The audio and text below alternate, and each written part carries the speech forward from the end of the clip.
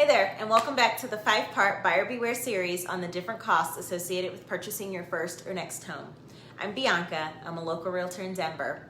Last week, we took a deep dive into home inspections, the importance of them, and the cost associated with them. So today, I'm moving on to the third cost in your home purchase, which is your appraisal cost. Now, an appraisal is how the bank or lender will determine if the house is valued at the price you've offered to pay for it. Now, one very important thing to note is that by law, a lender cannot loan you more money than the home is worth. So if you've offered $500,000 on a home that's only worth $450,000, the lender can only loan you $450,000 for that home. Now, the market is seeing a shift, but at one point we were seeing something called appraisal gaps, and we still are seeing them in some cases. But what an appraisal gap does is it ensures that the buyer will cover the difference from the appraised amount and the purchase price.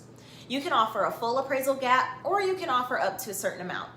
So just to give you an example of how this works, let's say that you've offered $500,000 on your new home with a full appraisal gap. The home appraises at $475,000. At closing, you're responsible to cover the other $25,000 plus your down payment and other closing costs. Now, the cost for an appraisal is typically somewhere between $500 to $700, and the lender orders this, so you don't have to worry about calling to get this scheduled. But with appraisals, you aren't paying that money right away like you would with your earnest money deposit or any inspections that you get on the home. The appraisal cost is typically collected at closing, and you'll see that cost in your settlement statement that your lender will send to you prior. Now let's talk about appraisals and how it relates when you're purchasing a new build home. Now with new construction, they have their own builder-specific contracts. They do not use the state's contract to buy and sell real estate. And many times there's already language in their contract that states that the buyer is responsible to pay for the home at the contract price, no matter what the appraisal comes back as. So in a sense, builders automatically do a full appraisal gap.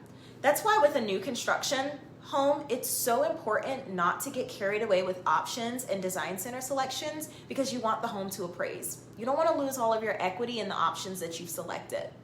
Now next week, we're going to move on to cost number 4, which is your closing cost and prepaids. So we will see you next week, and we'll talk more about that then.